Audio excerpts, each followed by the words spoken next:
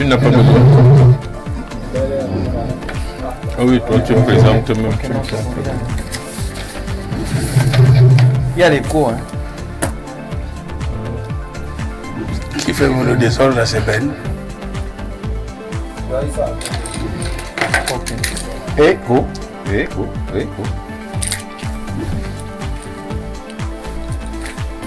Il y a eu le documentaire.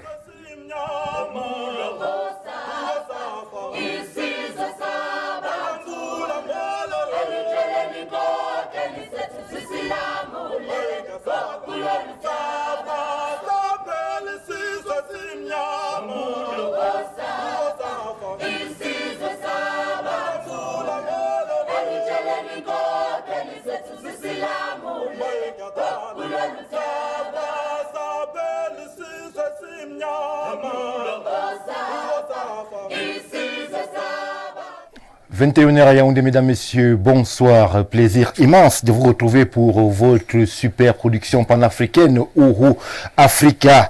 Ouro Africa qui ce soir se positionne essentiellement sur le pays Cameroun. Nous allons parler du Cameroun avec des aspects bien précis. Nous allons tout d'abord revenir sur une déclaration qui fait abondamment réagir au travers des réseaux sociaux et même au sein du landerneau politique camerounais. Cette déclaration est celle de l'ex-secrétaire général à la présidence de la République du Cameroun, j'ai nommé Edouard Titous, qui, répondant à des questions de notre confrère de RFI, Christophe Boisvivier,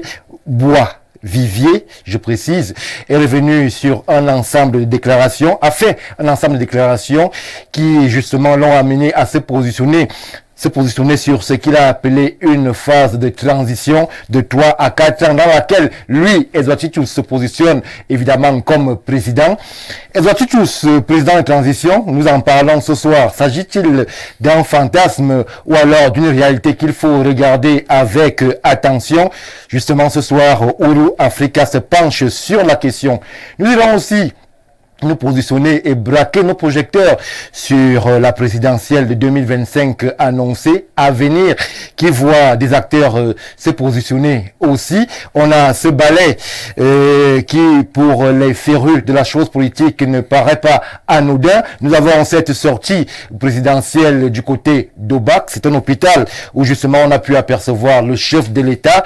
Ces sorties sont rares, vous le savez. Nous avons ce déploiement spectaculaire hier, c'était au Palais des Congrès de Yaoundé, où on a vu toute l'élite politique se déployer autour de cette sortie d'un documentaire qui retrace les actes marquants de la vie du chef de l'État.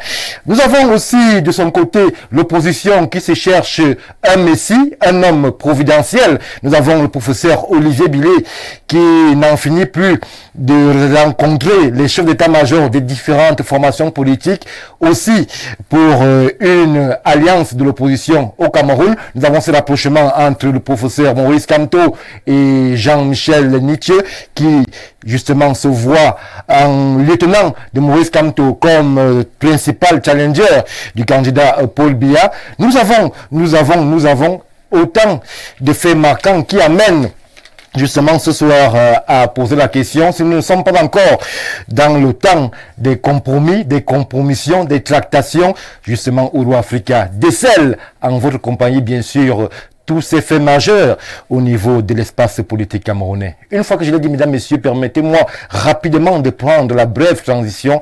Après, je reviendrai pour l'exercice dédié à la présentation de ceux qui vont nous accompagner ce soir. À tout de suite.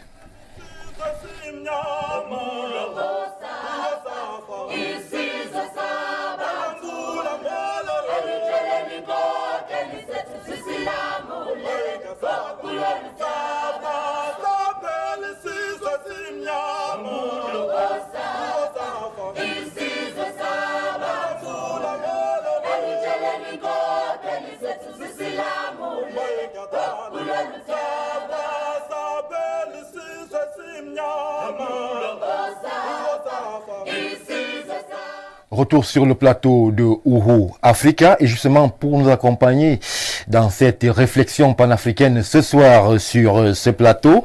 Nous avons convié diverses casquettes qui s'expriment et qui vont s'exprimer. La toute première est politique. Jean-Baptiste Anvouna Atemongue, il est cadre du RDPC, c'est le parti au pouvoir. Il est maire de Ngoumou, c'est une localité périphérique de Yaoundé, la capitale.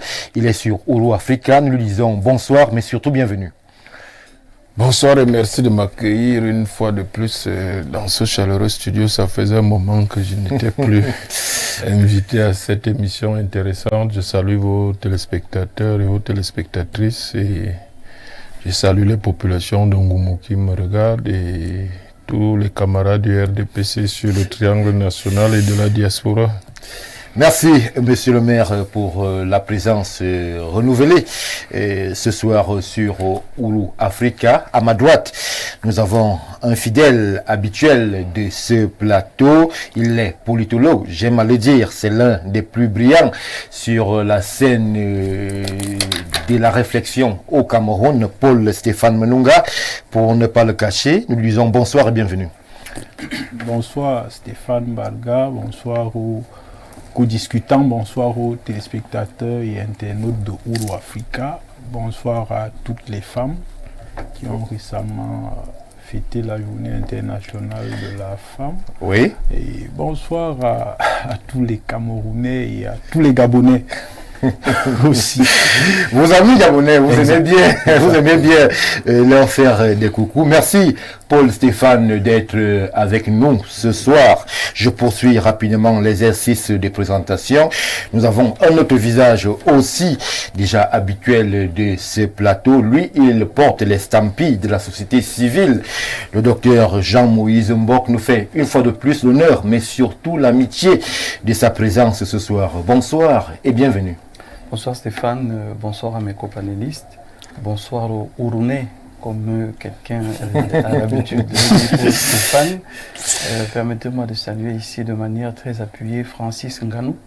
Oui. Quoi qu'on dise, quoi qu'on pense, c'est notre compatriote. Et ce qui est arrivé est arrivé.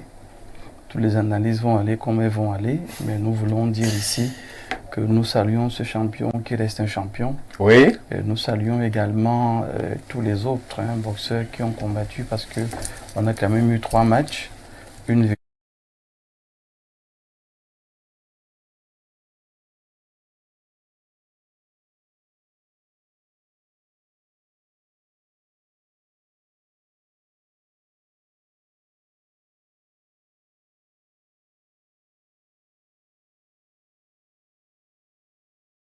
l'Union Ekele et tous ceux qui vivent dans l'arrière-pays en leur souhaitant beaucoup de courage.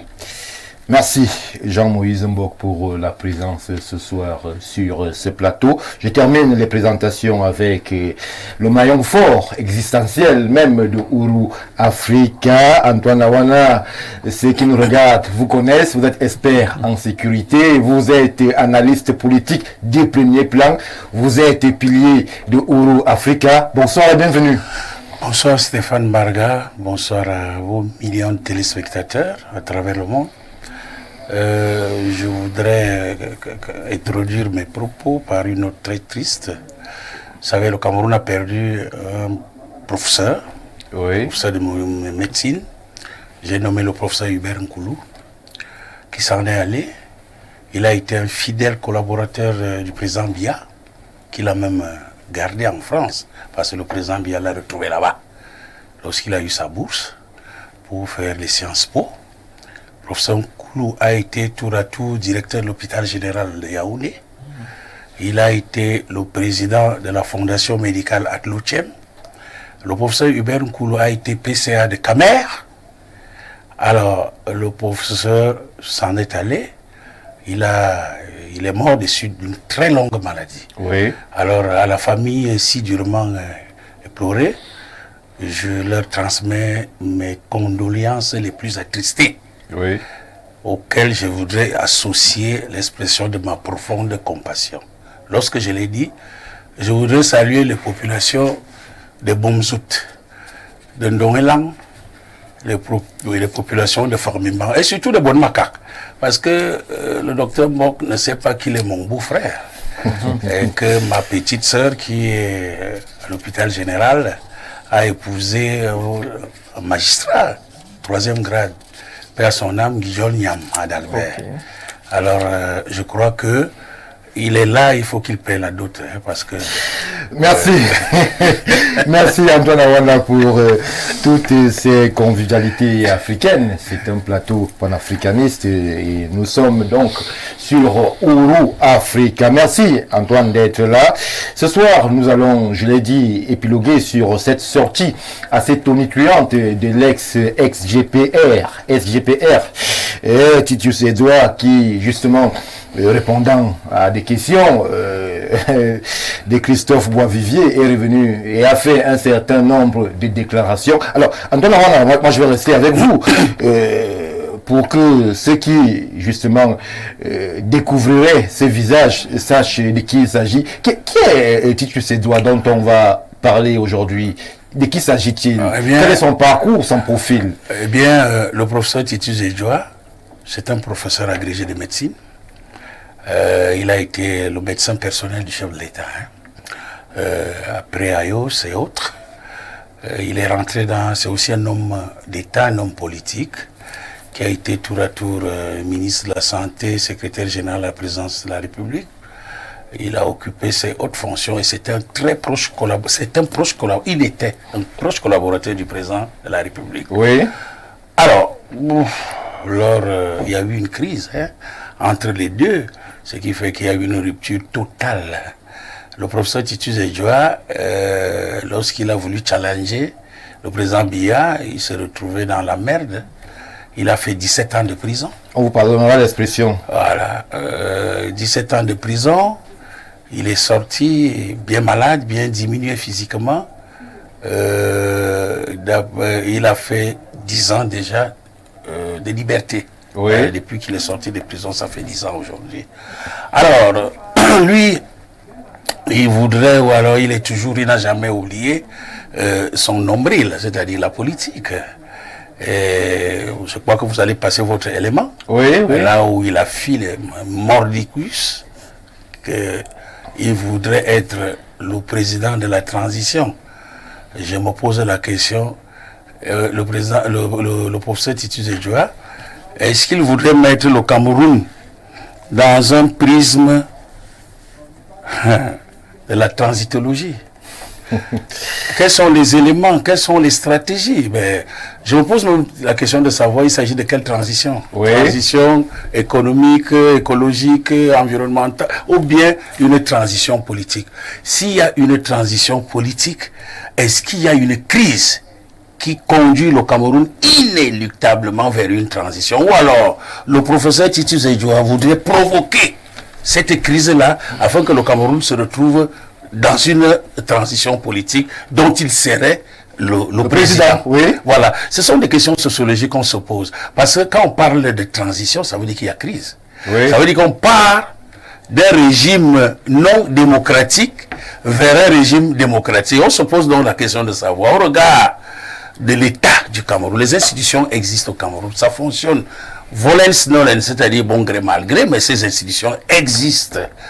Il y a un président de la République, chef de l'État, il y a un premier ministre qui est chef du gouvernement, il y a un président de l'Assemblée, président du Sénat et autres, les ministres sont là, travaillent bon gré mal gré. Mais pourquoi est-ce qu'on parle de transition? On projette une transition politique au Cameroun. Pour faire quoi? À partir de quelle crise?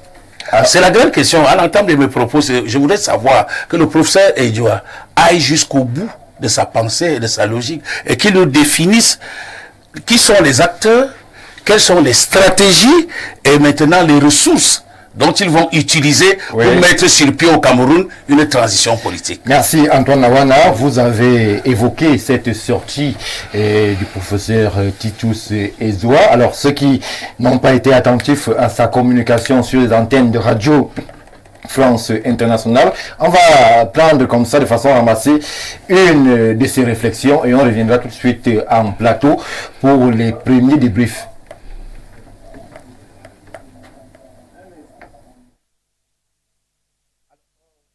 le temps que l'instrument ou alors la communication du professeur soit calé, je vais prendre le maire Jean-Baptiste Anvouna Atemengue. Je vais lui poser la question. Est-ce que aujourd'hui, lorsque l'on écoute, pour nous qui avons eu l'opportunité justement d'écouter le professeur, est-ce que on est en cette période que lui il définit et qui pourrait amener à ce qu'on se retrouve vers une transition? Alors, je suis très gêné par ce type d'actualité parce que le professeur Edouard n'est pas de notre génération, c'est un aîné de loin. Bon, c'est quand j'entrais à l'université qu'il était aux affaires. Et moi, personnellement, j'ai gardé un mauvais souvenir de lui parce que c'est lui qui a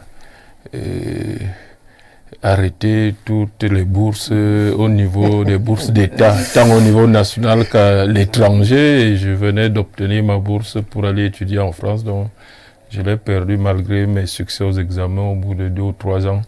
Parce qu'il avait décidé d'arrêter tout ça, ce que je trouvais anormal et que je trouve toujours anormal aujourd'hui parce que ne serait-ce que des bourses d'excellence pour les meilleurs de nos enfants, on pourrait les envoyer, copier la connaissance et la science dans les meilleures universités au monde. Je trouvais que c'était nécessaire pour une politique d'émergence. S'il n'y avait pas eu ces bourses à l'étranger à l'époque, il n'y aurait pas, par exemple, tout ce retour de cadres et d'enseignants compétents qui forment le socle de nos universités aujourd'hui. C'est vrai qu'il y a beaucoup de doctorants localement qu'on produit aujourd'hui, de docteurs, mais lorsqu'on a créé de nouvelles universités, s'il n'y avait pas eu cette politique volontariste du chef de l'État à laquelle il a mis fin, on n'aurait pas atteint ses objectifs. Donc moi, j'ai gardé personnellement un mauvais souvenir de lui.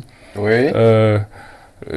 Ensuite, en tant que maire de Ngoumou, donc il est un citoyen de la Mefouyakono. Ce n'est pas un mauvais souvenir parce que je ne l'ai pas pratiqué politiquement dans la Mefouyakono, mais je n'ai trouvé aucun souvenir de lui en Ngoumou. Aucune réalisation? Aucun souvenir, même une aiguille. Il fait partie des élites que je condamne personnellement parce que vous voyez, quand vous avez une grande élite dans une localité, il est toujours de bon ton quand même que cette élite laisse des souvenirs et œuvre, ne serait-ce que socialement, humainement et peut-être en termes d'infrastructure. Mais il est professeur de médecine, mais si vous voyez l'état de l'hôpital de Ngoumou, c'est tel qu'il est né dans les années 60. C'est un professeur de médecine. Donc quand vous êtes professeur de médecine, je crois que le réflexe, c'est de demander d'abord comment se soigne votre famille. Il a été ministre de la Santé. Il a été ministre de la Santé, secrétaire général de la présidence, qui peut tout faire. Vous avez émis vos griefs contre le professeur. Moi, je vous questionne sur l'actualité. Ce n'est pas comme c'est profond ce que je dis. Parce qu'on ne va pas à l'élection sans socle. Vous ne pouvez pas aller à une élection prétendre être un homme politique lorsque vous n'avez rien réalisé. Pendant que vous avez occupé des fonctions de pouvoir, vous n'avez laissé aucun souvenir. Au Cameroun, vous pouvez me dire quel souvenir, parce qu'on a beau critiquer des gens aujourd'hui, mais je peux vous dire, aller à Nangay, Bokomba, Ndjok, Minta, pour être nombriliste, ils vous diront dans 50 ans qu'ils ont eu un secrétaire général de la présidence de la République. Aller au Cameroun, à Douala, Yaoundé ou ailleurs, on pourra vous dire que l'équipe gouvernementale actuelle a laissé ceci. Bon, vous me direz, il a occupé des fonctions en pleine crise, mais si nous sommes dans une région du centre, si vous me dites aujourd'hui que le président du conseil régional, Tchimivuna, pense que si le président Paul Biya n'est plus là, il peut faire quelque chose, mais je vous dis, tous les Camerounais à l'unanimité vous diront que mais, ce monsieur a fait ses preuves, il a laissé quelque chose de palpable. Oui. On n'est pas homme politique pour faire du bavardage. Et ce qui m'embête le plus, c'est de penser qu'il y a eu en 25 ans des générations totalement incapables qui ne peuvent pas prendre le pays en main si le président Paul Biya n'était pas là, ou que c'est lui, le président Paul Biya, qui l'a fabriqué. C'est-à-dire qu'il a créé, comme dit souvent le ministre d'État. Il a tort de ne pas le reconnaître. Parce que estime qu'il n'est pas une créature du président Paul Biya. Il l'est absolument, plus que tout autre créateur d'ailleurs. Il l'est absolument parce que, je peux vous dire, j'ai grandi chez quelqu'un qui l'a connu, pratiqué un peu. et lorsque j'allais à l'université, il était encore aux affaires. Donc, parti d'amis personnels avant même que le président n'accède aux affaires. Il mangeait avec lui, il discutait avec lui. Et moi, je ne suis pas d'accord de le qualifier d'homme d'État. Il n'a rien d'un homme d'État. À partir du moment où un homme d'État sait avaler des couleuvres, sait gérer des incompréhensions ou même des punitions, où je veux dire, si tous les anciens ministres qui ont occupé d'aussi hautes fonctions avaient réagi comme lui, on serait nous. C'est plutôt quelqu'un, malgré mon jeune âge, que je trouve que je pense avoir un ego surdimensionné quand j'interprète ces réactions des années 96-97. Comment quelqu'un vous prend au quartier, vous amène au sommet de l'État et vous pensez que du jour au lendemain, vous êtes plus fort, plus compétent politiquement que lui à le réformer. Voilà le président Paul Biya qui les a dépassés, qui est toujours là 25 ans après. Donc, quel est le bilan aujourd'hui de ces décisions politiques de 96? C'est que d'abord, s'il avait été homme d'État, il n'aurait probablement pas connu le même sort qu'il a connu. S'il avait été un vrai homme d'État. Il faut préciser qu'il a fait 17 ans de prison. Voilà, donc on est 27 ans après, puisqu'il a fêté, ça fait 10 ans qu'il est sorti. Donc, est-ce que vous pensez que tous les autres ministres, anciens ministres du président Paul Biya, il a sanctionné certains, ils ont digéré, ils ont même encore lui ont inspiré confiance, les a ramenés. Si eux tous avaient pensé qu'ils étaient mieux que lui. Bon, mais en tout état de cause, je trouve que je ne sais pas comment ça se passe ce type d'interview, mais ces médias internationaux ne nous rendent pas du tout service. Parce qu'aller réveiller les gens, moi de ma génération, je ne pense pas véritablement qu'au sein du RDPC, on a tellement de ressources qui accompagnent le chef de l'État aujourd'hui. On est d'accord qu'il y a beaucoup de réformes. Merci, monsieur le maire. J'ai l'impression que vous ne voulez pas que... Non, je reviens vers vous. On a tellement de ressources humaines au RDPC aujourd'hui. Les jeunes ministres qui sont là, je ne suis pas d'accord avec eux tous. Tous les militants ne sont pas d'accord avec eux. On est d'accord qu'il y a des réformes. Certaines sont bloquées. Certaines n'avancent pas comme tout le monde le souhaiterait. Il y a des problèmes dans le pays. Mais de grâce, je veux dire, la transition vers le passé lointain. Bon, parce que je ne sais pas de quelle transition il s'agit. Merci, monsieur le maire. Si entre-temps, il avait proposé un programme politique qui nous montre que ce n'est plus le Titus Edouard de 94, qu'il est désormais le Titus Edouard de 2024 et peut-être 2035. Là, on pourrait comprendre vraiment la transition vers le passé. Monsieur le maire, et je voudrais... Ce n'est pas respecter les Camerounais. Et notre génération même, ce n'est pas nous respecter. Merci. Je ne me considère pas comme un homme politique. Moi. Merci, on va compris. Monsieur le maire, nous allons prier notre organisation de nous signaler le moment opportun lorsque l'élément sera prêt pour qu'on puisse le diffuser. On fait signe du côté de la superproduction que justement l'élément est prêt. On va donc prendre ensemble un extrait de cette communication du professeur Titus Edouard qui nous permettra de positionner le personnage quant aux événements politiques de maintenant et peut-être quant à l'avenir, puisqu'il évoque lui-même la transition. Pour une transition, se dit prêt à la diriger. Ancien médecin personnel de Paul Biya, ancien secrétaire général de la présidence, Titus Edouard a payé cher sa volonté d'être candidat en 1997. Il a fait 17 ans de prison et vient de célébrer les 10 ans de sa libération. En ligne de Yaoundé, il répond aux questions de Christophe Boisbouvier. Professeur Titus Edouard, bonjour. Bonjour. Vous qui avez connu 17 années dans un cachot de 8 mètres carrés, est-ce que vous avez toujours des relations avec les personnalités politiques qui sont toujours en prison? Oui, j'ai de leurs nouvelles et je ne cesse de les encourager parce que je sais ce que cela veut dire et surtout, beaucoup sont en prison pour leurs opinions. Donc, pour le Cameroun, après tant d'années, c'est une honte parce que je ne conçois pas qu'on puisse être privé de sa liberté, tout simplement parce qu'on a une opinion différente de ceux qui sont au pouvoir. Vous pensez à qui en particulier? Ils sont nombreux. Bon, je vais donner quelques noms. Barafa, Mbara, Gilles Bellinga, il y a Vamulke et bien d'autres. Et les 41 militants du parti d'opposition MRC? Oui, ça va dans la même logique parce que c'est des comportements absolument abjects et on risque de les oublier. Il faut qu'ils tiennent bon. Parce que quand vous étiez en prison, vous aviez peur d'être oublié? Oh, non seulement peur, j'avais été oublié. Ça fait 17 ans, dans des conditions terribles. C'est ça qui vous taraude. Vous n'existez plus. Et puis, vous avez le temps aussi de penser à vous-même, mais aussi pour les autres.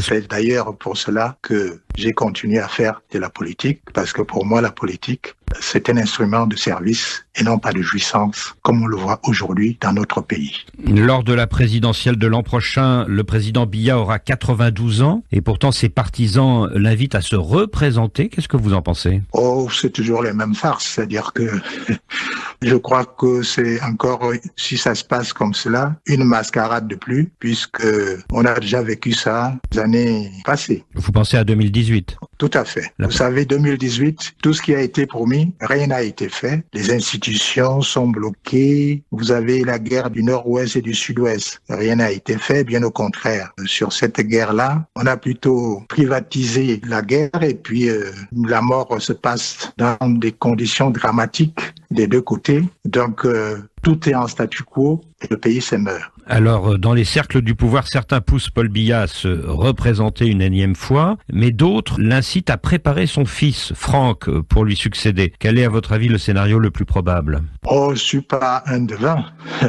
Je peux dire tout simplement que ni l'une ni l'autre proposition n'est pas ce qu'attend vraiment le peuple camerounais. Son fils, je lui avais donné un conseil d'une façon publique de se retirer de ses joutes parce que si jamais il acceptait et s'il devenait candidat, ce serait pour lui quelque chose de très très nocif et ce serait pour le Cameroun un autre échec qu'on ajouterait aux échecs précédents. Alors quelle est la solution pour vous? Alors j'ai proposé une solution, celle de la transition, c'est-à-dire que les forces vives de notre pays se retrouvent et créent ce que j'appelle une période de transition. Et cette transition aura comme mission principale, fondamentalement, remettre les institutions républicaines en place pour une refondation profonde. Ensuite, procéder à un audit comptable et non comptable de tous les secteurs du pays et bien d'autres propositions qui feront l'objet de cette transition. Et réformer le code électoral, j'imagine.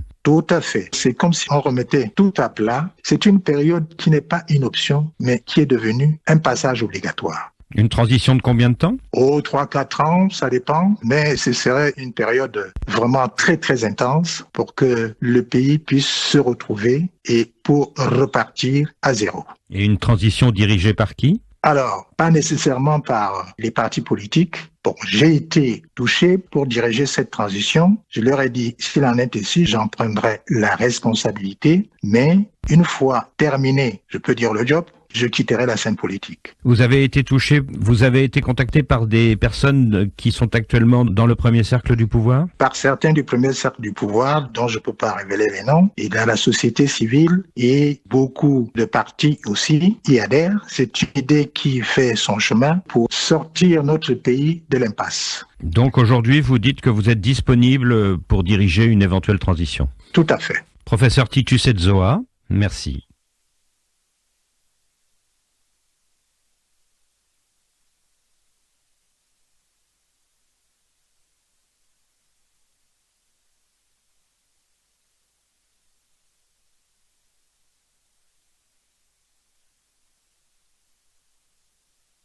Au départ, j'ai voulu classer cette interview dans le registre des faits divers et des fantasmes. Mais je me suis rappelé du Gabon.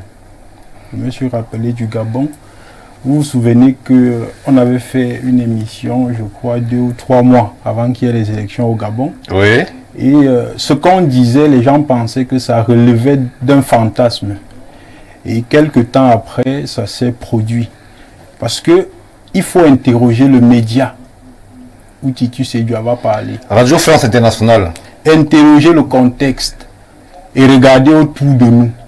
Au Tchad, on a trouvé un mécanisme pour renverser les institutions. On vous a créé une charte de la transition. Au Gabon, on vous a démontré par A plus B que le président Ali ne jouissait plus de toutes ses facultés. On nous a même fait croire que c'était sa femme qui gouvernait pour justifier un putsch. Et aujourd'hui, Titus Edzoa se lève et vous dit que le Cameroun a besoin d'une transition. ça amène quand même à se poser beaucoup de questions au regard du contexte. Parce que, on a évoqué un pan qui justifie la transition, mais il y a un autre pan. Est-ce qu'il y a un pan? Qu'est-ce que ça pourrait justifier une transition à l'heure actuelle au Cameroun? J'en viens, je peux vous donner dans mon point de vue. Allez-y. Il y a un autre pan. Tout quand on parle de transition d'un pays en dehors du pan que M. Aron a évoqué, il faudrait que l'État soit failli, soit sur le plan économique ou sur le plan politique.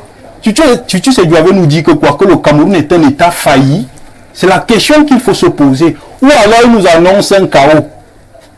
C'est les questions qu'il faudrait qu'on se pose. Parce que être failli sur le plan politique signifie que l'État n'assume plus ses missions régaliennes. Mais on peut tout dire de l'État camerounais, sauf ça. Ça, c'est une vérité. Ça veut dire que l'État camerounais n'est pas failli sur le plan économique. L'État camerounais n'est pas failli sur le plan politique. Mais il vous parle quand même de transition. Et certains opposants commencent à relayer cette question de transition. Ça amène à se poser les véritables questions et à se mettre sur ses gardes. Est-ce qu'on n'est pas là en train de préparer un chaos où on viendrait nous justifier? Parce qu'on a évoqué l'âge du président. Tout est important dans cette interview. Est-ce qu'on ne va pas vous justifier un putsch demain en vous disant que le président a 92 ans et ne jouit plus de toutes ses facultés? C'est les questions qu'il faudrait qu'on se pose.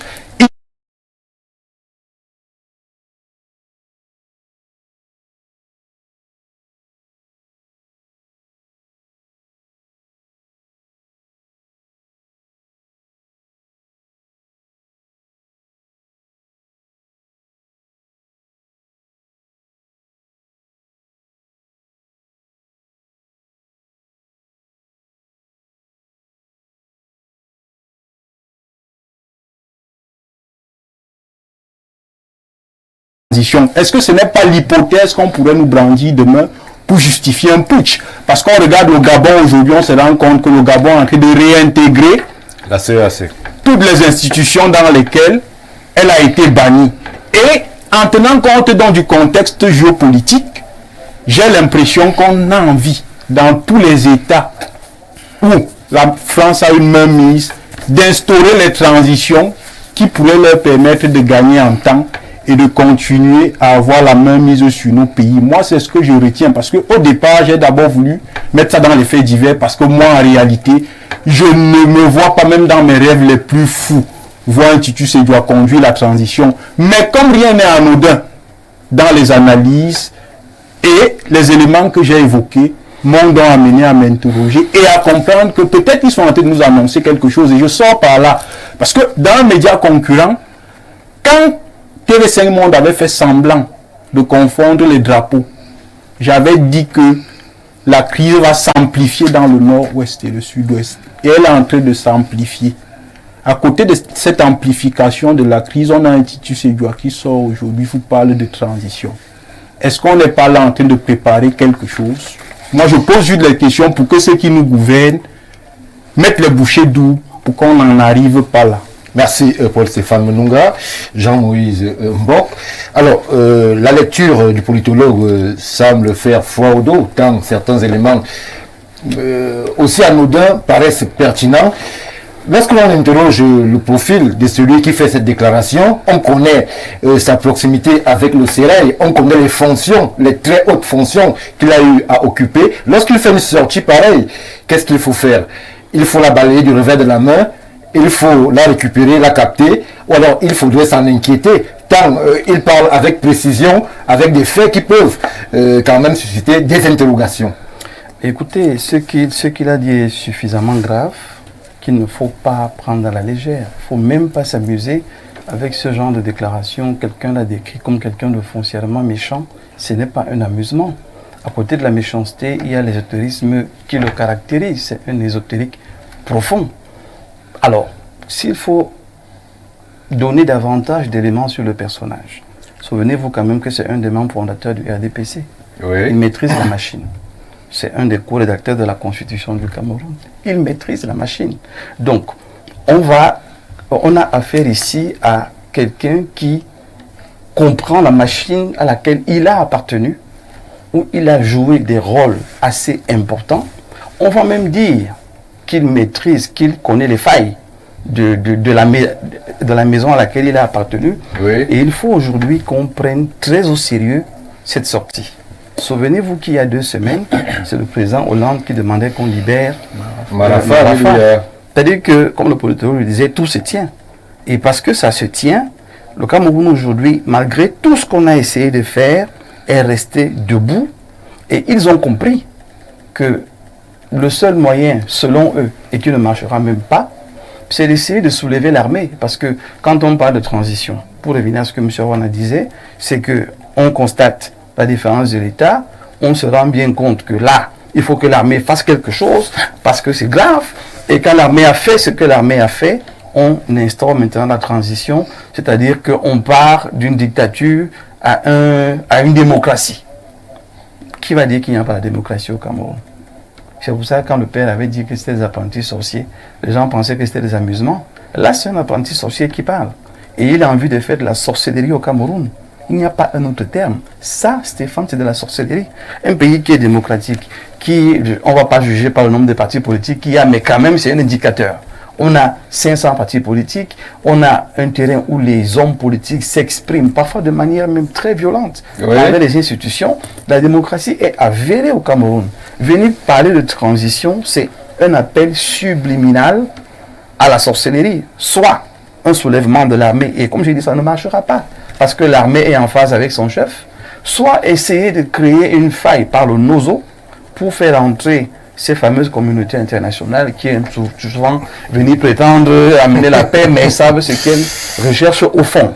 Donc là, c'est une situation assez sérieuse, c'est un problème sérieux, et il faut que nos services de renseignement fouillent, mais jusqu'au moindre détail, parce que ça, ce n'est pas anodin. Et je vous dis, un homme comme celui-là, qui se lève, et qui dit ce qu'il dit avec ce à l'aise, cette sérénité, soutenue par ces médias. Pourquoi n'interviewe pas le professeur Olivier Billet dans ce qu'il est en train de faire actuellement? Pourquoi ne vont pas vers Joshua aussi? Pourquoi ne vont pas, même chez M. Kamto, pourquoi ne vont pas vers ces gens qui ont une autre lecture du Cameroun dans ses réalités? Ils vont vers quelqu'un qui a quand même une lecture assez sombre, assez noire. Est-ce qu'il n'est pas en train d'exprimer ses frustrations de 17 ans d'isolement? Est-ce qu'il n'est pas en train de nous ressortir là ces relents de haine envers le chef de l'État et partant même du Cameroun? Parce que le maire le disait, quand vous arrivez à supprimer les bourses, quand même dans un pays comme le Cameroun où il y avait encore de la matière et on savait l'utilité de ces bourses pour la majorité des familles, c'est assez grave qu'il ne se cache pas de ça. Après avoir été ministre de l'enseignement supérieur. On va dire que c'était un instrument, c'est pas peut-être de sa faute à lui. Non. On va pas lui imputer des choses. Il était un instrument. Facile. Un ministre n'est pas juste un instrument, il défend la cause de l'État, mais aussi la cause des populations. C'est pour ça que c'est quelqu'un qui est censé, qui peut dire au chef de l'État, attention, la mesure qu'on veut prendre, je ne pense pas qu'elle soit bonne, sauf meilleur avis, je vous conseille de. C'est pour ça qu'on est ministre. On n'est pas un béni oui-oui, sinon ça ne servirait à rien. Et lui, il n'a pas l'air d'être un béni oui-oui. C'est lui qui a proposé ça au chef de l'État. C'est lui dans ça. Donc il sait ce qu'il a fait. Il est méchant depuis le commencement, comme on dirait au quartier. Et aujourd'hui, il exprime simplement sa méchanceté. Si on va parler... Qu'est-ce qu'on fait? On inquisitionne sa sortie, on questionne son entourage, on interroge ses réseaux, on le met sur écoute parce qu'elle n'est pas anodine, et il précise qu'il a été contacté de l'intérieur de la machine, qu'il y a des gens autour du président qui l'ont appelé. Est-ce que c'est un coup de bluff d'abord? Est-ce qu'il veut faire l'important pour revenir sur la scène? Pour moi, c'est un coup de bluff. Oui. Pour commencer. De l'autre côté, s'il y a un service qui marche parfaitement au Cameroun, ce sont les services de renseignement. À ce niveau, soyez rassurés, c'est même pas nous de redire ce qu'ils doivent faire. Ils savent très bien ce qu'ils ont à faire autour du personnage. Je dis simplement, comme Paul Stéphane le disait, ce n'est pas à prendre à la légère. Il y a un ensemble d'éléments qui nous disent quand même que si on vient jouer avec ça, on peut être bien surpris. Nous avons en face de nous des gens qui ont un projet et ils vont essayer d'utiliser toutes les failles possibles pour justifier leur projet.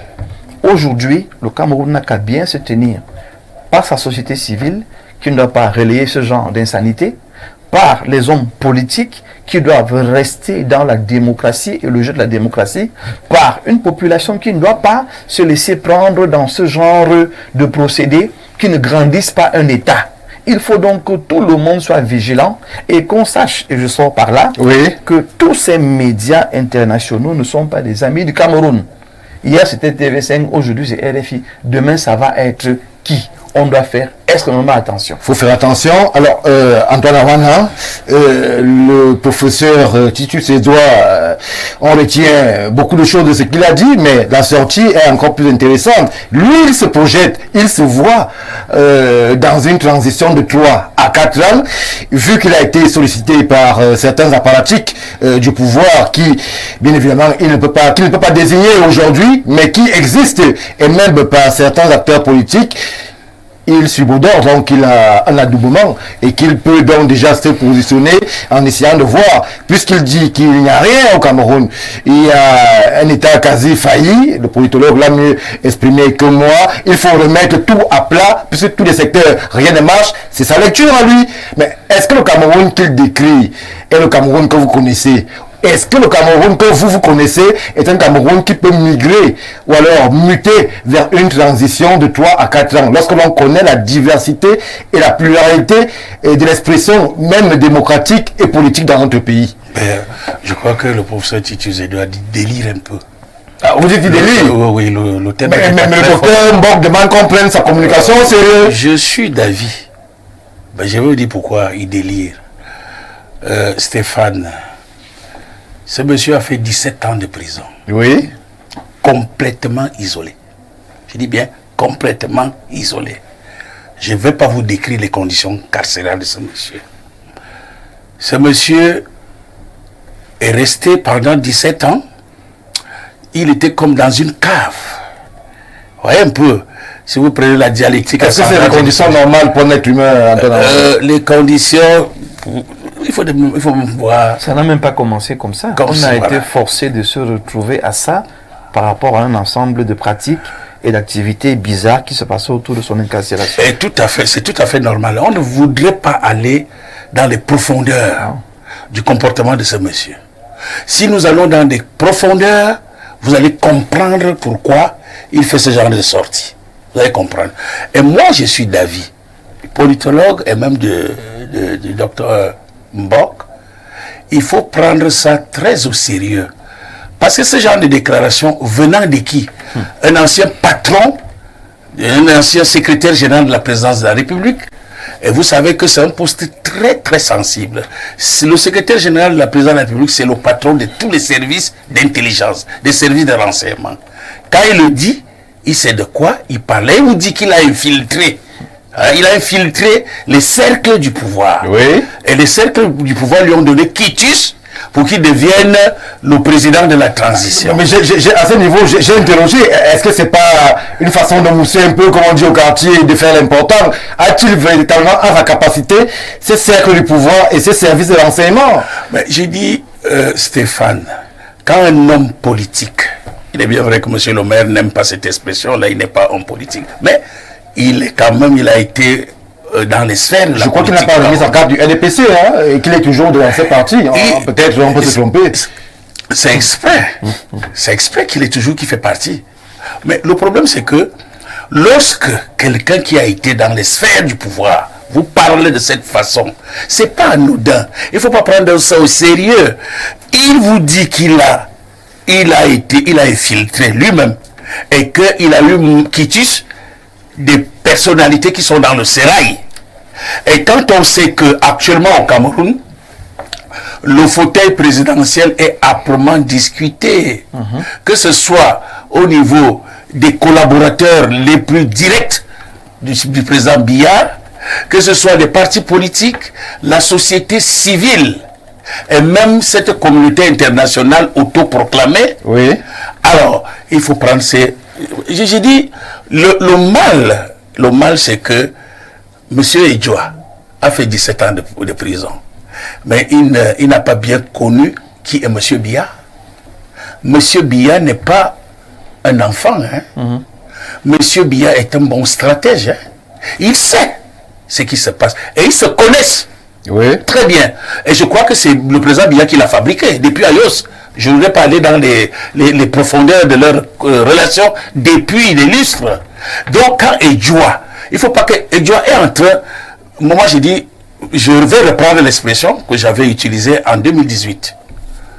J'avais dit concernant le professeur Maurice Kamto qu'il préparait une insurrection sur le territoire national. Et c'est ce qui s'est passé. Ce que Edjoa fait là, c'est un coup d'État. Disons-le, sans avoir froid aux yeux. C'est un coup d'État qui prépare là, pour créer leur transition. C'est un coup d'État bien préparé. Il y a la communauté internationale, il y a les collaborateurs très directs du président de la République. Il y a les bénévoles. Non. Attends un peu, Stéphane. Oui. Ce que nous avons tous en partage, c'est le Cameroun. Vrai ou faux?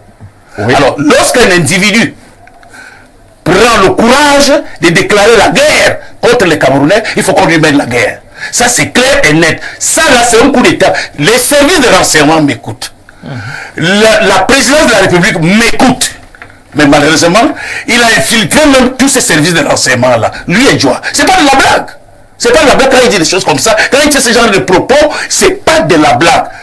Je le dis toujours comme ça, en blaguant, mais après, à un moment donné, ce que j'ai dit devient une réalité. Voilà un coup d'État qu'on prépare. Et je vous dis qu'à partir du mois d'avril, le mois prochain, avril, suivons l'actualité. C'est comme ça que j'ai dit. Suivons très bien l'actualité et surveillez ce monsieur. Je ne voudrais pas qu'on mette le Cameroun à feu à sang alors qu'on est en train de faire tous les efforts, mettre tous les efforts en marche pour que les choses deviennent à la normale et que nous ayons une alternative, une alternance très très pacifique, oui. Et que les gens ne se retrouvent pas. Parce que le maire a dit quelque chose et je crois que le politologue qui est sur le plateau l'a dit aussi. Le Cameroun est encerclé, hein, Marga. Le Cameroun est encerclé. Au Grand Nord, il y a un mouvement de libération du Cameroun qui est là-bas. Mouvement armé. Je dis bien armé. Au Nozo, ils sont là. Ils veulent créer leur république. À l'est, il y a des trous là-bas. Je voudrais pas aller dans les détails. Ils savent. Je leur avais dit, méfiez-vous. Il faut bien sécuriser le Cameroun. Et surtout la partie du septentrion, à partir de Darak. Ils ne vont pas écouter. Après, on va donner ce qui est arrivé est arrivé.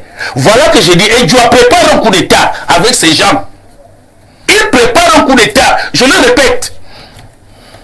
Alors, si vous allez dire, comme un ministre avait dit quand on lui disait que les histoires qui commencent au Nozo, la revendication corporatiste et tout ça, un ministre collaborateur du président dit, ils vont faire quoi?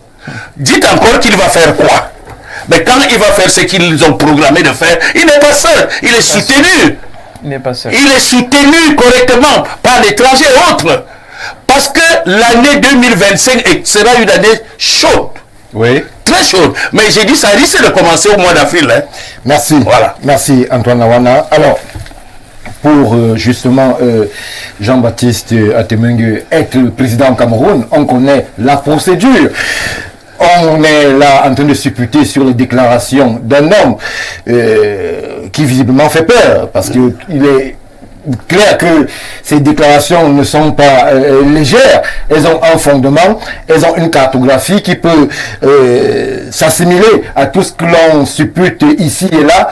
Est-ce que, c'est vrai, vous ne reconnaissez aucune casquette d'homme d'État, vous ne lui reconnaissez pas un parcours politique adéquat, mais est-ce que Edouard Titus, l'homme Edouard Titus, lui-même ancien candidat plus ou moins malheureux à la présidentielle, est-ce qu'il, vous, en tant que politique, est-ce qu'il vous parle politiquement? Est-ce qu'il a cette capacité à fédérer autour de sa personne ou bien autour d'un projet, lorsque l'on sait que, justement, il semble avoir les faveurs de certains pays et même de certains médias internationaux? Je vous ai dit qu'il n'est pas de ma génération et moi je ne l'ai jamais pratiqué politiquement. Il y a des aînés de son âge que j'ai pratiqué politiquement étant jeune militant jusqu'à ce jour. Mais lui et moi on n'a jamais eu de rapport politique, bien qu'on soit du même département et dans la même foi qu'on a. Je ne sais pas qui, personne ne m'a jamais témoigné des relations politiques qu'il aurait avec lui. Il a toujours dit RDPC. Il a eu, pour moi non, lui-même a dit tout à l'heure qu'il n'est plus des nôtres. Il a dit dans son interview, puisqu'on lui a posé la question sur les appels à la candidature, il a dit qu'il n'est plus avec nous.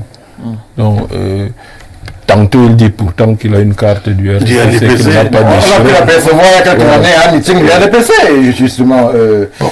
c'est son droit, il peut aller où il veut, mais personnellement, je ne le pratique pas politiquement dans le département la Mofouakono au niveau de la région du centre. Et est-ce qu'il est un homme politique? Je vous ai dit, le problème de la politique au Cameroun, effectivement, et c'est pour ça que malheureusement, parfois, parce qu'il faut prendre du recul, certains sont parfois tentés de parler de parti-État. Mais le RDPC, c'est d'abord un parti politique. Lorsque vous allez au comité central, tel que nos dirigeants, les instants dirigeants du parti fonctionnent, ce n'est pas exactement ça. Il y a une dissociation nette. Et si vous allez au comité central, vous allez voir ceux qui y sont pour telle ou telle raison, parce qu'ils occupent une fonction au sein de l'appareil administratif du parti. Vous verrez qu'il y a une dissociation complète avec l'appareil administratif. Évidemment, il y a des fonctionnaires qui viennent parfois chez nous et quand ils y sont, ils vivent cette dissociation. C'est deux choses totalement différentes. Vous avez des gens très influents dans l'appareil politique qui, la plupart même, n'occupent aucune fonction gouvernementale. Si vous remarquez actuellement, beaucoup de nos camarades ministres, ils sont militants et ils soutiennent le parti. Beaucoup ne sont même pas membres du comité central. Donc, on a fait une cartographie c'est pour dire que lui particulièrement, il a été l'ami du chef de l'État, donc l'a accompagné politiquement jusqu'à ce qu'il le trahisse. Mais il a eu un bon parcours administratif du fait de son ami, le chef de l'État. Mais politiquement, il n'a jamais été un élu. Il n'a jamais été élu au sein du RDPC, ni au sein de l'appareil d'État, ni député, ni maire, ni rien du tout. Alors, il a eu une belle carrière administrative du fait de son ami, le chef de l'État, qui lui a confié des fonctions administratives. Pensant en faire un homme d'État, moi, je le dis que je pense que si vous interrogez son ami, le chef de l'État, je pense que sa déception, lui qui est son ami, est grande. Mais moi, personnellement, lorsque je regarde, je ne suis pas de cette génération, son parcours et ses attitudes, j'estime que ne sont pas des attitudes d'un homme d'État. Alors, monsieur... Ni d'un homme politique. Alors, dans sa sortie, vous avez vu l'enclos avec lequel notre confrère Boisvouvier le relançait sur certaines questions. La question de la transition particulièrement. Il dit, lui, Titus Edouard, que c'est une période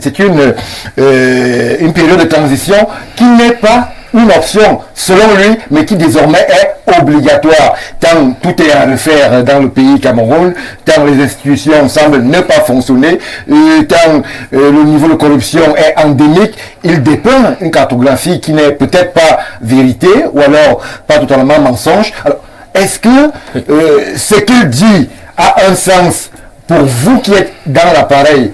Est-ce que ce qu'il dit peut trouver écho ou alors des relais à l'international? Est-ce que ce qu'il déclare peut être validé, entre guillemets, par les Camerounais qui, il faut reconnaître aussi, se plaignent, et même parfois beaucoup du RDPC?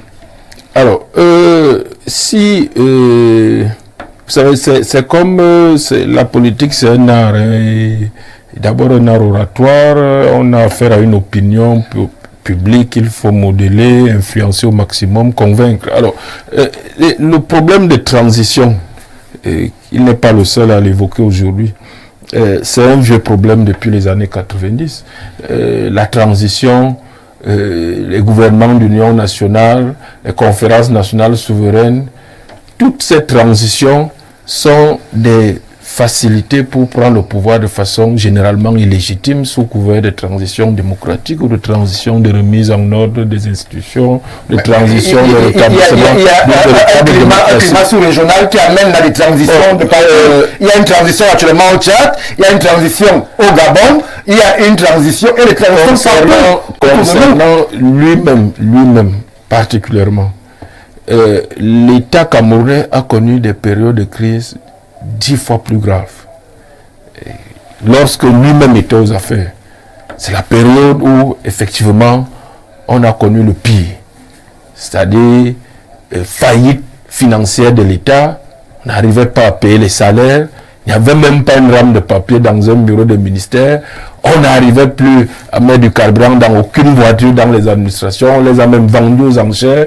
On a dévalué. C'est lorsqu'il était aux affaires. C'est à l'époque qu'il aurait dû demander la transition et avait refusé d'être secrétaire général de la présidence de la République. C'est à l'époque que les gens faisaient justement les conférences nationales souveraines.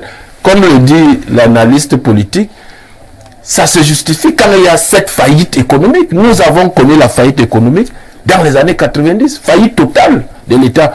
C'est à l'époque, quand lui il était aux affaires, c'est lui qui devait donc réclamer, avec ses analyses logiques et son amour pour le Cameroun, la transition. Mais la situation actuelle n'a rien à voir avec celle-là. Alors, il y a, comme tout le monde est d'accord qu'il y a des problèmes à régler. Oui. Il y a des réformes à faire. Il y a surtout, monsieur le maire, une question politique majeure, puisque vos attitudes revient avec l'aide de Christophe Boisvouvier sur l'âge du président, sur les supputations qui sont faites quant à un possible passage de pouvoir quasi dynastique, un père qui... Bon, on a fait l'analyser, monsieur le maire. On n'a pas fait comme si ce qu'il dit n'a pas été déjà relayé en d'autres lieux et d'autres circonstances. Il y a eu ce soupçon, il y a eu cette question de l'âge du président, malgré sa carrure, malgré sa constance, malgré sa prévoyance. Mais il y a cette question qui se pose. Est-ce que, à ce niveau-là encore, il ne faudrait pas prêter l'oreille ou alors tout de suite évacuer? Il y a des modalités constitutionnelles qui sont prévues pour une situation où le chef de l'État serait incapable de diriger le Cameroun. Pour l'instant, il est capable de le diriger. Et le Conseil constitutionnel ne vous a pas dit qu'avoir 92 ans, quand on a 92 ans, on est interdit d'être candidat à la Constitution, on ne le dit pas. Bon, et parlant d'âge, lui-même il a quel âge?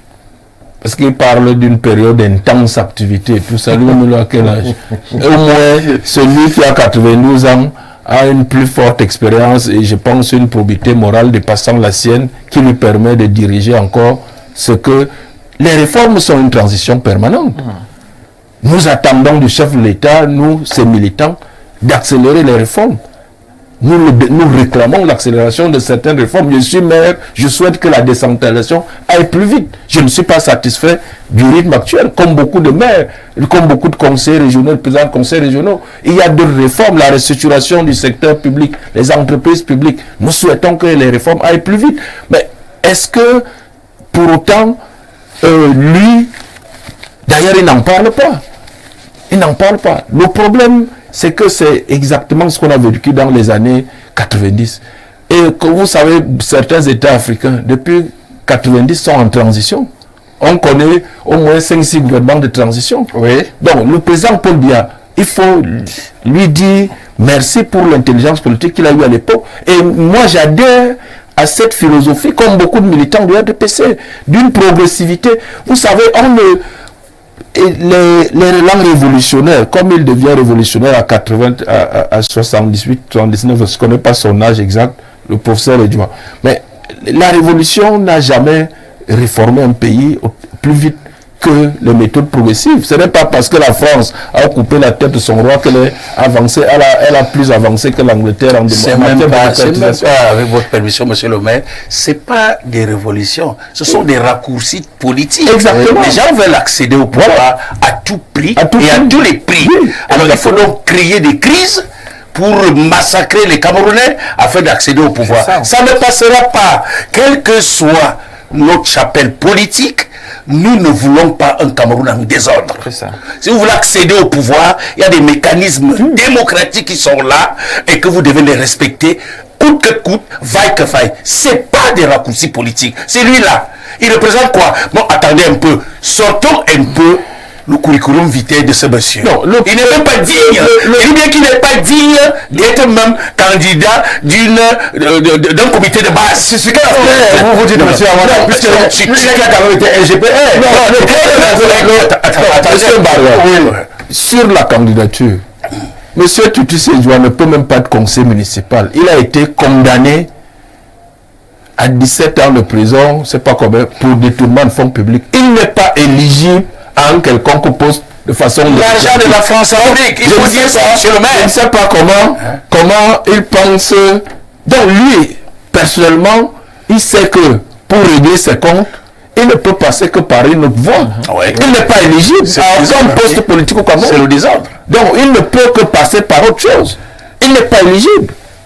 Lorsque je dépose ma candidature pour être conseiller municipal, on m'exige mon extrait de casier judiciaire. Pour être élu au Cameroun, il ne faut jamais avoir été condamné à une prison ferme de plus de 3 ans. C'est pour ça que je dis qu'il n'est pas bête. Voilà. C'est pour ça que je dis qu'il n'est pas bête. Il sait très bien ce qu'il fait. Il sait aujourd'hui qu'il n'a aucun cadre politique, il n'a aucune légitimité. Et il faut qu'il fasse un passage en force. Il sait que même s'il faut rentrer dans l'opposition et créer une coalition, il n'a pas l'assise. Il n'a pas l'assise, il n'a pas l'instrument, il n'a rien qui lui permette légalement dans sa famille, je ne suis même pas sûr qu'il peut être élu. Le seul moyen qu'il a, c'est d'arracher toutes les terres à sa famille. Créer le chaos.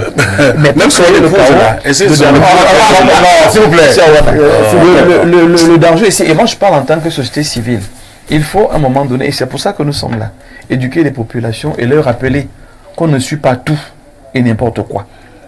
Nous sommes dans un état démocratique et c'est les urnes qui parlent.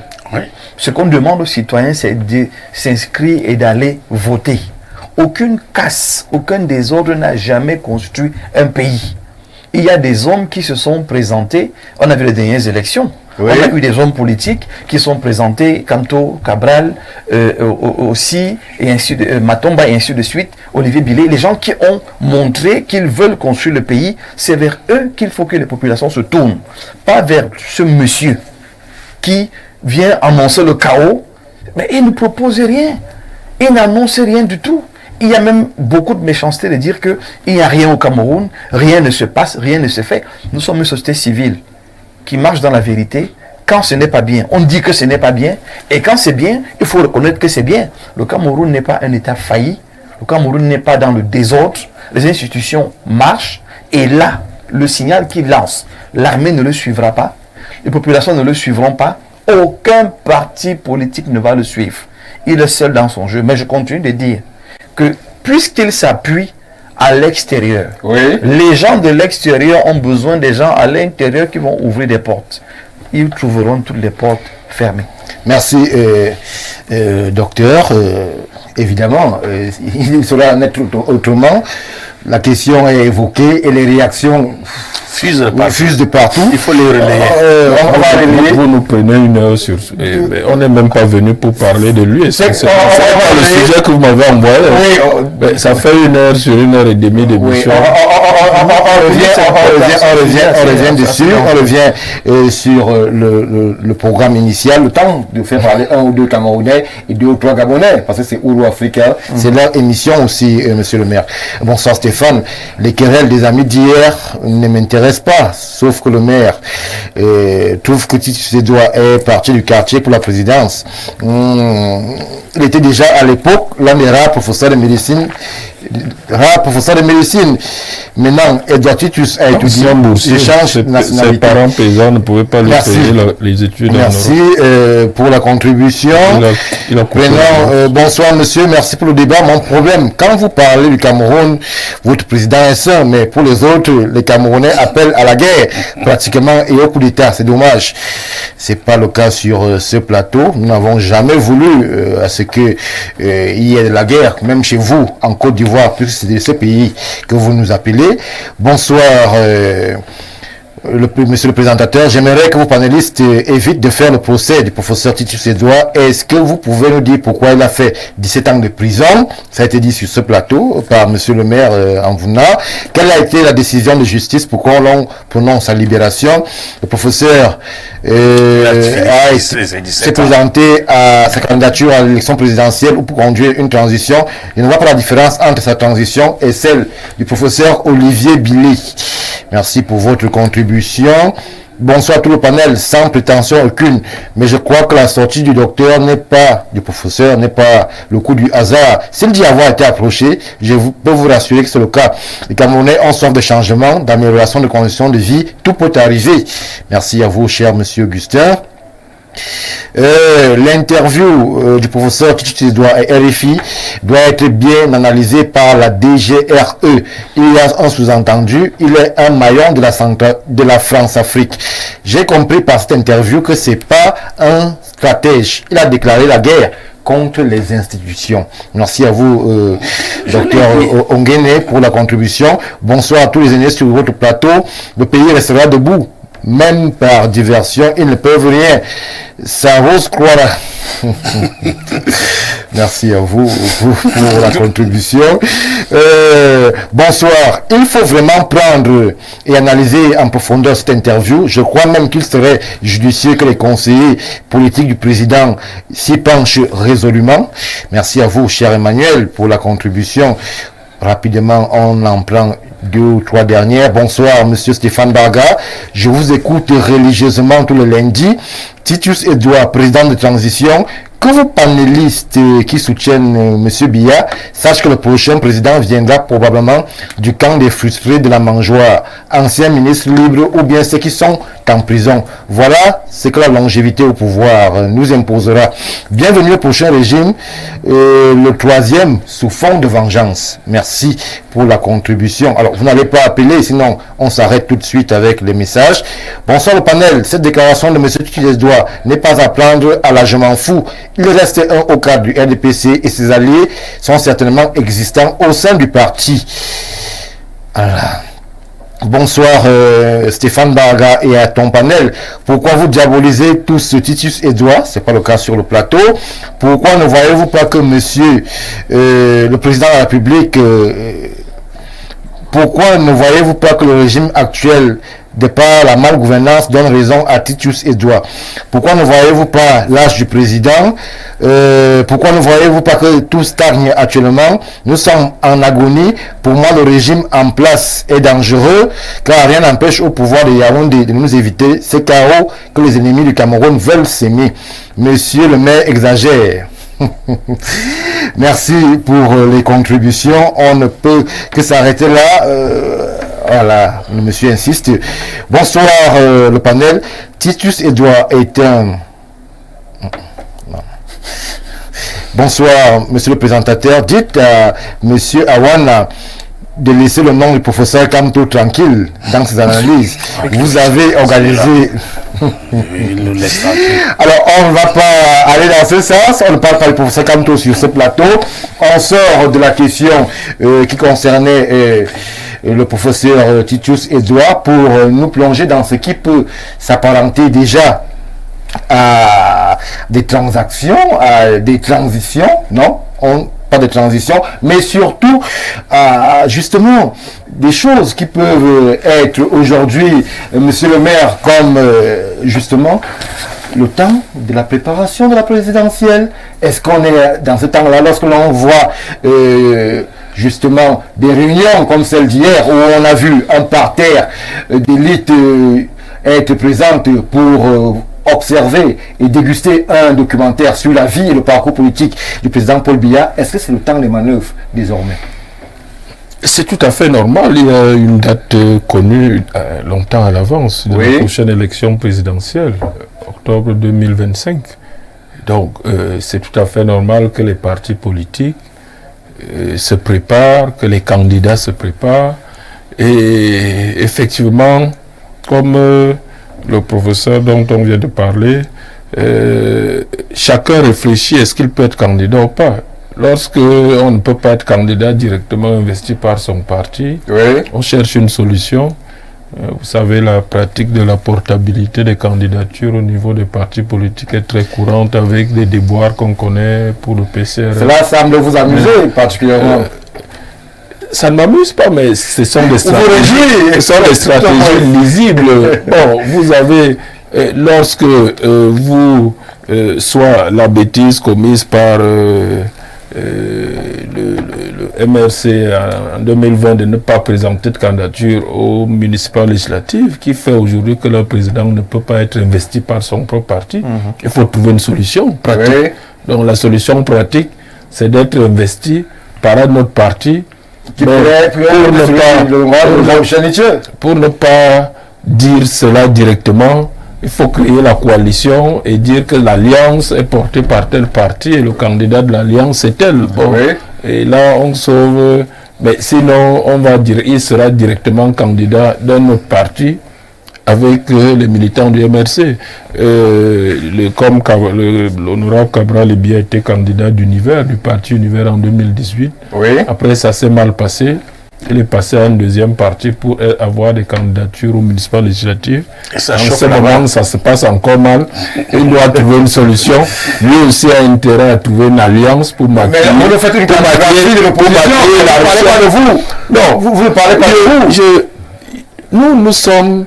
je crois que hier j'étais sur un plateau ailleurs avec le professeur Oulangui. On était d'accord sur ces définitions au niveau des concepts. La coalition est ponctuelle et parfois éphémère.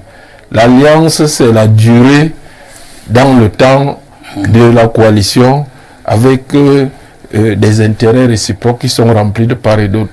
Nous sommes une alliance stable depuis très longtemps, depuis 92. Nous avons les mêmes partenaires depuis la coalition de 92 qui est devenue une alliance. Nous avons une large qui s'élargit à chaque occasion. Vous avez souvenir qu'en 2018, il y a eu le G20, il y a eu d'autres partis, même individuellement, qui sont venus. On a déjà des partenaires et des alliés stratégiques. Ces alliés ne sont pas que des alliés pour le partage du pouvoir. Ces alliés sont d'abord des alliés avec lesquels nous partageons un certain nombre de valeurs. Vos alliés vous suivront toujours de façon indéfinie. Non, dans un État démocratique, dans une république, tous les partis prétendant au gouvernement doivent même avoir les mêmes valeurs. Si vous allez en France ou aux États-Unis, qu'on soit démocrate et républicain, on a des valeurs communes qui sont des valeurs nationales. Chaque parti politique ne peut pas, par exemple, venir changer le concept de défense d'un pays. Sinon, ça ne marche pas. Un parti politique, il arrive au pouvoir, ne peut pas venir chambouler totalement l'idéologie des relations entre ce pays. Il peut nuancer, mais il y a un socle. Tout le monde s'entend. La définition de l'unité nationale, la définition d'un certain nombre de choses qui font la base d'une république, tous les partis de gouvernement doivent les partager. Ce n'est pas le cas aujourd'hui. Heureusement que les partis de gouvernement sont essentiellement dans notre camp. Les autres partis au pouvoir, dans l'opposition, je veux dire, qui aspirent au pouvoir, certains,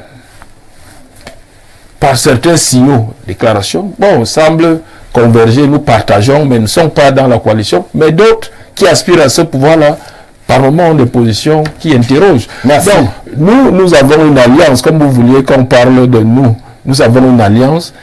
En face, ça gesticule, ça bouge. Mais ce n'est pas exactement ce que les Camerounais attendent, à mon avis.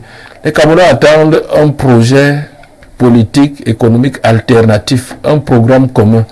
Je pense qu'à 1 an et demi, on n'a pas le temps d'approfondir et de concevoir un programme commun. Et d'ailleurs, on a du mal, moi personnellement, j'ai du mal à identifier un certain nombre d'acteurs de l'opposition en termes purement programmatiques, c'est-à-dire idéologiques, que je sache. Au RDPC, nous sommes en place un rassemblement, mais j'ai adhéré à un parti, un pays social-démocrate, ou ce que vous voulez, mais un parti de réforme, un parti de gouvernement adapté au monde d'aujourd'hui. Merci, merci, M. Atemengue. Maintenant, il peut y avoir des nuances. Moi, je peux être plus réformateur et plus libéral que d'autres de mes camarades. Nous, il y a un débat interne. Mais ce que j'attends de l'opposition, c'est de me dire dans ce débat politique que nous, dans le contexte de la mondialisation aujourd'hui, pour créer des emplois jeunes, nous pensons que le secteur productif public, voilà la solution que nous proposons. Les réformes au niveau de la décentralisation. Voici ce que nous proposons. On est dans le temps des manœuvres. Les manœuvres ne doivent pas précéder. Permettez que je prenne l'avis du président. Et je pense que c'est ce qui intéresse le plus les Camerounais. Merci, M. Atemengue. S'il n'y a pas de programme commun, je trouve que c'est des manœuvres de politiciens qui n'intéressent pas. Stéphane Menonga, on voit la scène politique camerounaise effervescente. On voit le professeur Bilé qui va d'état-major à état-major pour vendre une certaine alliance. On voit la fusion quasi actée entre le professeur Maurice Kamto et l'honorable Nietzsche autour d'une autre alliance dans laquelle le professeur Kamto serait la tête de gondole, celui qui va porter l'alliance. Est-ce que toutes ces manœuvres-là peuvent nous fabriquer un homme providentiel qui serait en mesure de battre le candidat du RDPC, le président Paul Biya? En l'état actuel, il serait très difficile que l'opposition nous présente un messie qui serait capable de battre le candidat du RDPC. Parce que moi, j'aime être vrai dans mes analyses. Allez-y. J'aime être vrai dans mes analyses. Ce qui est vrai de ce que M. le maire a dit, c'est que dans une coalition en réalité, et ça je l'ai même dit dans un média concurrent, on débouche généralement sur un programme qu'on va proposer parce qu'il y a un travail qu'on fait en amont. Il y a une synthèse idéologique même qu'il faut faire pour qu'il y ait une convergence. Mais ce que l'opposition est en train de nous servir ne ressemble pas à une coalition. En réalité, on a l'impression que c'est un positionnement d'intérêt que l'opposition a. Donc vous nous dites que Olivier Bilé, Cabral Libé, Joshua aussi, qui sais-je encore d'autres, Patricia Thomas et Nondam, qu'on voit se rencontrer, ne peuvent pas battre le président Paul Biya. Je vais prendre l'exemple de la coalition du professeur Kamto. Oui. Dans une coalition, en réalité, on ne prémédite pas le candidat. Ça veut dire, on ne dit pas que venez coaliser avec nous, le candidat de la coalition, c'est Monsieur X. Non. C'est une coalition. Il faut les primaires? Pas forcément les primaires. On s'assied d'abord. Je prends l'exemple. Cabral Libi, l'honorable, il vous parle du fédéralisme communautaire. Le président Kamto vous parle de quoi dans son projet de société? Il faut qu'on fasse une synthèse pour qu'on s'entende sur le projet qu'on va présenter aux Camerounais. On ne va pas à une coalition avec chacun son idéologie. On fait une synthèse idéologique. On affine donc, à partir de cette idéologie, on décide donc de qui doit porter ce projet. Oui. Parce que la coalition, ce n'est pas l'individu. C'est ça qu'il faut d'abord dire aux Camerounais qui nous écoutent. Ce n'est pas l'individu qu'on présente, mais c'est le programme, c'est-à-dire le contre-programme. Ça veut dire le RDPC a son programme qui est autour du libéralisme communautaire. Oui. Maintenant, la coalition va nous proposer un autre programme. À ce niveau, Paul-Stéphane Menunga, est-ce que la situation sociale actuelle du pays ne crée pas un boulevard pour l'opposition? Parce qu'il y a quand même des choses que les Camerounais peuvent reprocher à ceux qui sont en situation de gouvernance et sur lesquels l'opposition, en termes de promesses, peut surfer. Justement, la situation crée un boulevard, mais c'est l'opposition qui ne sait pas capitaliser. Parce que j'ai envie de vous dire que pour faire la politique, il faut de gros moyens. C'est une vérité qu'on ne dit pas aux Camerounais. Il faut de gros moyens. Et quand vous prenez la définition de la Palombra, vous vous rendez compte que nos partis politiques, pour la plupart, n'ont pas de gros moyens. Parce que pour être représenté sur le plan national, il faut avoir des moyens. Oui. Et alors, quand vous êtes représenté, ça veut dire que vous êtes présent, on vous connaît. Parmi tous ces partis politiques, citez-moi un parti qui est représenté. Or, en coalisant, ça leur donne plus de moyens matériels, plus de moyens humains, plus de moyens financiers, plus de moyens logistiques pour se faire connaître sur l'étendue du territoire. Et on vous dit en sciences politiques que c'est la science politique dans sa dimension cratologique, vous dit que c'est la conquête du pouvoir, la conservation et la pérennisation. Et en démocratie, que ce soit pour conquérir le pouvoir, pour le conserver ou le pérenniser, on ne le fait pas sans coaliser. Mais vous voyez quand même des partis d'opposition qui vous disent qu'ils vont conquérir le pouvoir individuellement. Ça relève d'une fantasmagorie incompréhensible. Même le RDPC qu'on qualifie de parti État coalise. Je le dis souvent. En 2020, on a vu le G20 avec ses 20 militants aller coaliser et le RDPC a accepté parce qu'ils savent qu'il faut cette coalition pour pérenniser le pouvoir. Mais vous avez à peine 100 militants, vous dites que vous allez conquérir le pouvoir tout seul. Ça, il faut quand même dire la vérité aux Camerounais que ce n'est pas sérieux.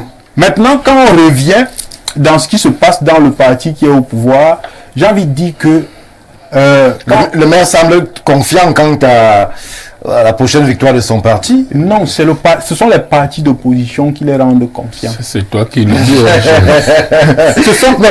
L'environnement décrit et nous semble amener vers une victoire certaine. Ce sont les comportements de nos opposants qui les rendent confiants.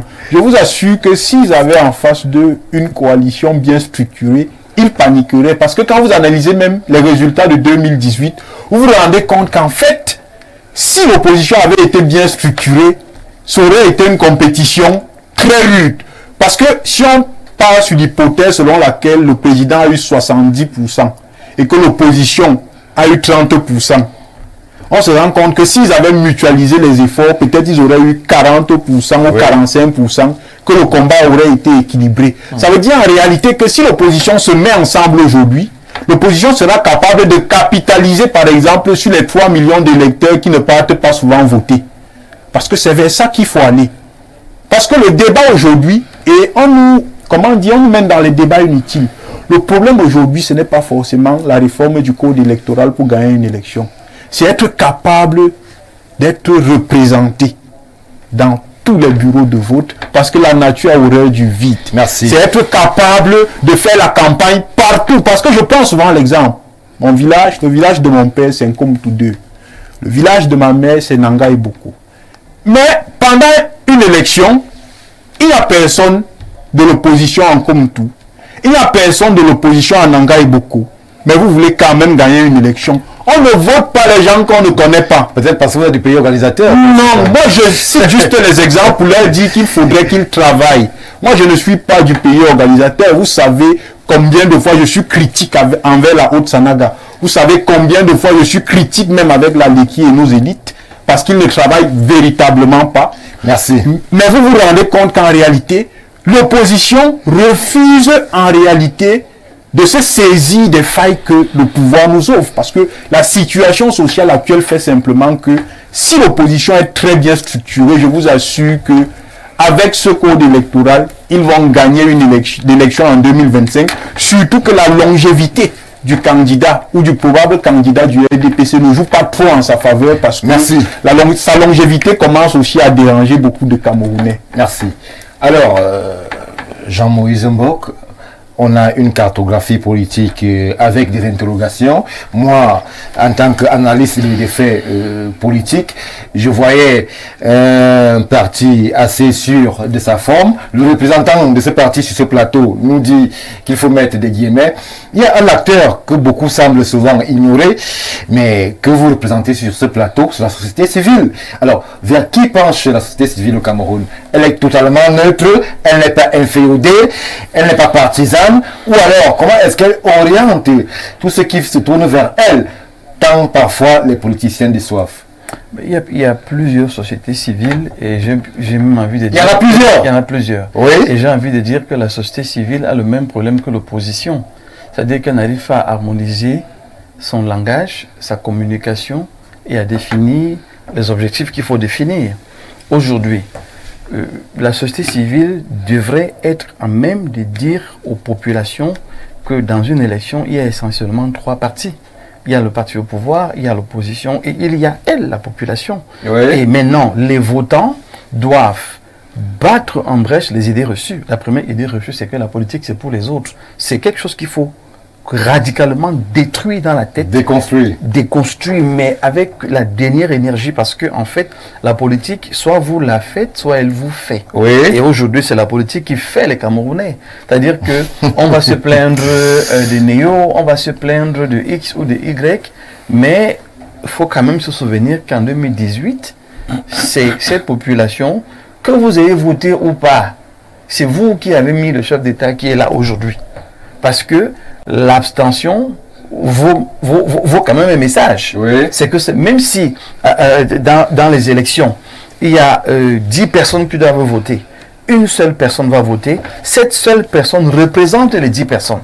Parce que les 9 autres ont dit, fais ce que tu as à faire, c'est toi qui nous représentes. Aujourd'hui, le problème du Cameroun n'est pas que, pour certains, le RDPC, n'est pas que l'opposition, mais c'est aussi la société civile et les populations. La société civile a des propositions, parce qu'on a l'impression qu'elle ne propose rien. Stéphane, en termes même d'existence, Parce que vous avez une société civile qui adoube le pouvoir en place, vous avez une autre qui tape dessus, les yeux fermés, et vous avez une autre qui est plus ou moins, qui a peur, qui ne sait pas trop ce qu'il faut dire, parce que être de la société civile, c'est être suffisamment lucide. Vous, en tant qu'acteur, vous penchez vers quelqu'un, vous êtes proche du pouvoir, vous tapez sur le pouvoir. Penche radicalement sur les populations et le bien-être de la population. C'est ça l'intérêt. Maintenant, il faut le dire, l'État devient un partenaire vers qui il faut aller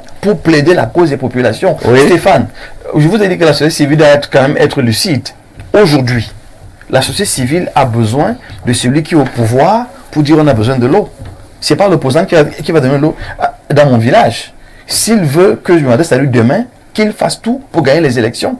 La société civile doit être suffisamment lucide pour s'adresser aux gens qui peuvent résoudre les problèmes.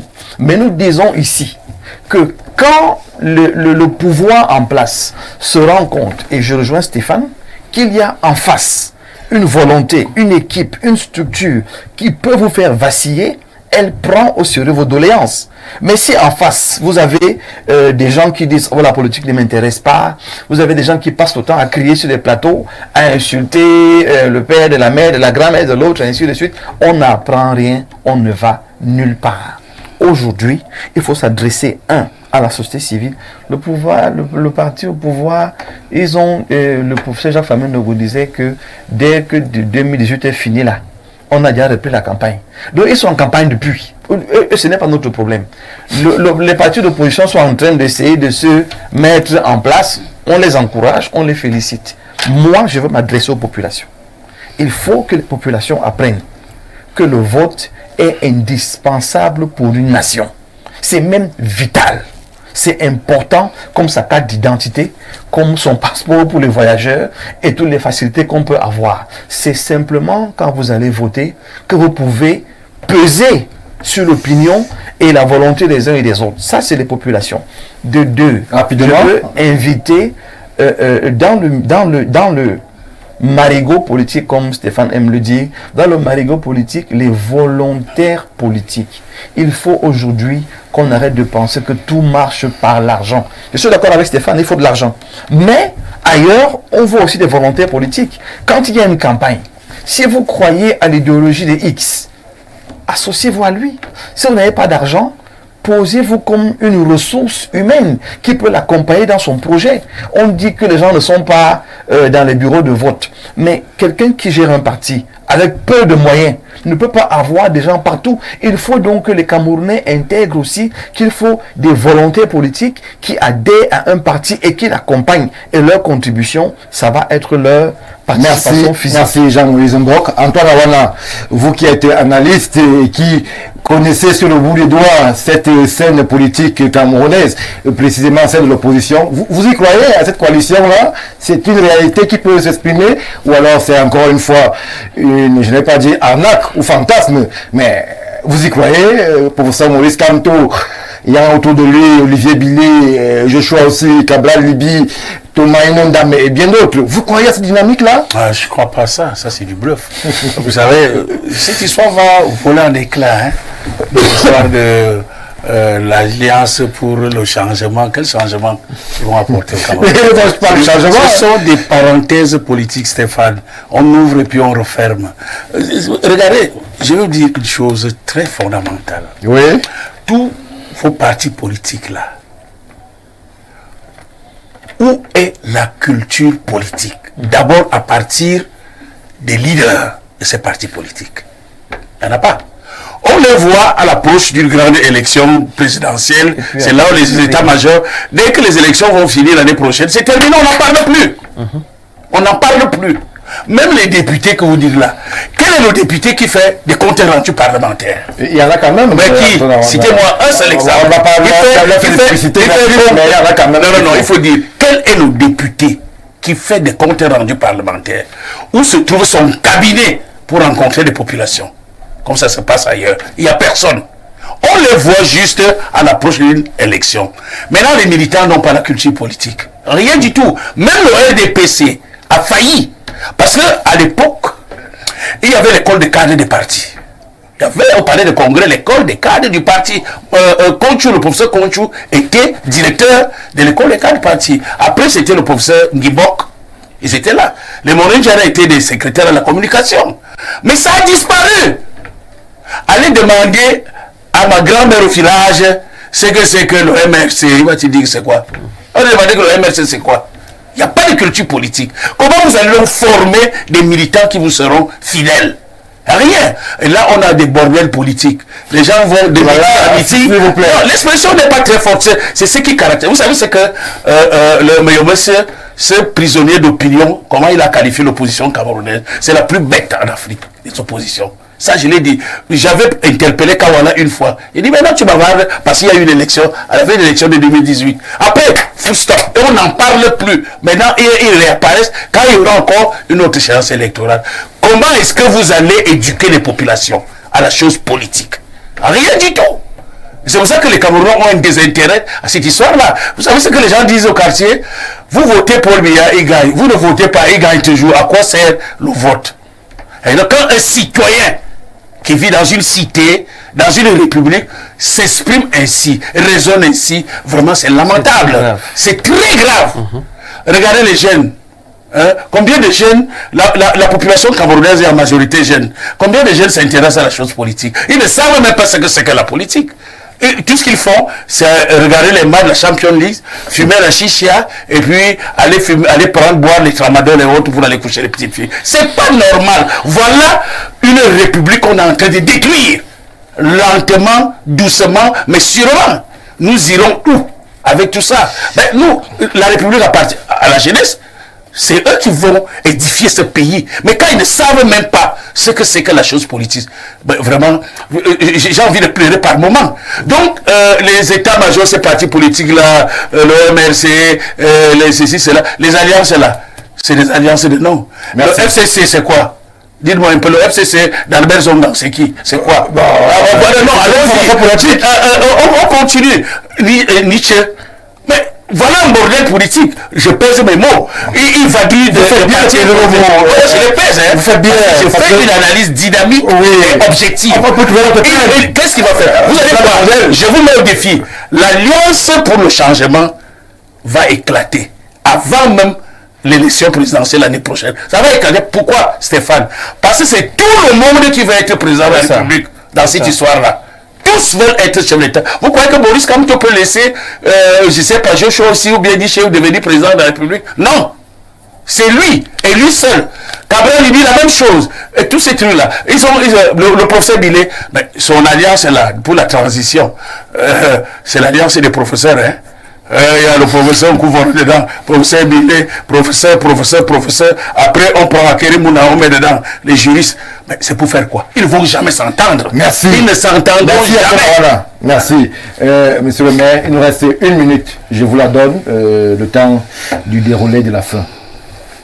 Non, pour conclure, moi je pense que de mon côté, le RDPC est l'un des partis les mieux structurés. C'est son point fort, il a aussi ses points faibles. On se bat pour améliorer en interne. Le contexte social n'est pas facile, on est d'accord. Nous qui sommes des élus locaux, nous tirons l'alerte en permanence aux élites administratives, la technocratie qui semble avoir pris le dessus sur le volet politique même du parti. Et c'est le problème interne que nous avons, que tout le monde qui est entré assez tôt de façon bénévole au RDPC comme nous. Je suis entré étant en première année à l'université, donc je ne cherchais pas un poste ni rien du tout. Et je pense qu'effectivement beaucoup viennent quand ils veulent accélérer leur carrière administrative et autres, et nous sommes pris dans ce piège-là par moment. Et nous ne voyons donc pas très précisément la situation de la misère et des problèmes que vivent nos gens sur le terrain. En tant qu'élus local, nous vivons cette situation et nous attirons l'attention. Et je pense que l'accélération de certaines réformes pourrait dégager un peu l'horizon pour les jeunes, effectivement, qui sont parfois dans l'impasse. Il y a un certain nombre de réformes majeures qu'il faut faire. Le secteur, l'État est et c'est logique parce que les élites administratives dans tous les pays ont tendance à être conservatrices. Merci. Monsieur, le temps est arrivé pour dégager d'abord accroître la productivité de l'administration et tous ses démembrements, mieux utiliser les ressources de l'État. Le chef de l'État lui-même l'a dit le 30. Ça fait une minute, monsieur le maire. C'est pas ORDP, c'est pas la technocratie, c'est une technostructure politique. Merci. Merci d'avoir dit. Technocratie. Merci, Antoine. Merci. Moi, j'essaie de rester. Merci, monsieur le maire. Merci pour Stéphane Menunga. Docteur Jean-Moïse Mbok, comment vous dire merci. Merci à vous qui avez abondamment réagi. Le temps ne nous a pas permis de relayer toutes les contributions. Ouro Africa, c'est votre super production tous les lundis lorsqu'il est 21h sur Info TV. Quant à nous, on se retrouve évidemment sur les mêmes antennes, toujours avec le même plaisir et le même bonheur. Bonne continuation de soirée.